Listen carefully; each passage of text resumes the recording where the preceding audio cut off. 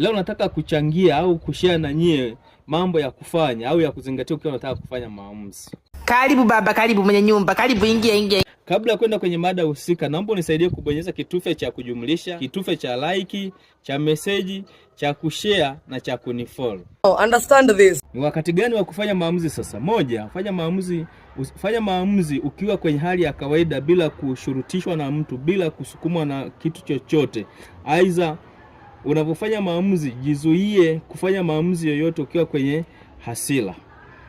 Watu wengi wamefanya maamuzi au waliowahi kufanya maamuzi wakiwa kwenye hasira, wamejikuta wanafanya maamuzi ambayo mara nyingi kinachowafanya wafanye maamuzi ni ile hasira yao. Maamuzi mengi waliyofanya wakiwa na hasira ni maamuzi ambayo kiuhalisia hayakuwa mazuri.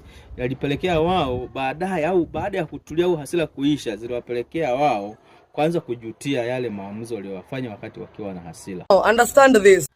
Maamuzi ambayo wameyafanya wakiwa kwenye hasira, moja wapo ni wamesema maneno mabaya, wametukana, wengine wamepasua vitu, lakini mwisho wa siku wakija kikao wakitulia wanakuja kujiona kwamba nini kilisababisha tufanye haya au nifanye haya maamuzi.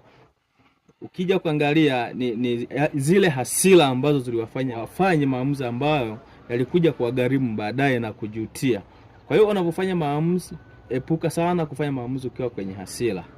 Understand this. Jambo jingine la kuzingatia, usifanye maamuzi ukiwa na furaha sana. Maana ukifanya maamuzi ukiwa na furaha sana, inapelekea watu kuahidi vitu ambavyo kiuhalisia hawezi kuvitekeleza.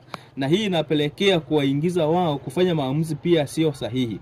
Kwa mfano, mtu unaweza ukaahidi kitu kizuri sana wakati wa furaha, wakati huo huwezi kukitekeleza. Kwa hiyo maamuzi ni sehemu muhimu na nyeti sana kwenye maisha ya kila mmoja. Unapofanya maamuzi, zingatia sana kwamba jiangalie uko kwenye hali gani. Ukiwa kwenye hasira usifanye maamuzi, ukiwa kwenye furaha sana usifanye maamuzi, ukiwa kwenye hali ya kutaka kufanya maamuzi ili kutaka kufurahisha ama kutaka na wewe onekane umefanya maamuzi, hilo sio jambo zuri la kufanya ukiwa unataka kufanya maamuzi. Fanya maamuzi ukiwa umetulia, hauna hasira, hauna furaha, ukiwa una sababu zote za kufanya maamuzi. Hiyo itakufanya wewe uwe na maamuzi mazuri ambayo hata kufanya wewe uje ujutie baadaye. What is your sister to stay? Asanteni sana kwa kunisikiliza.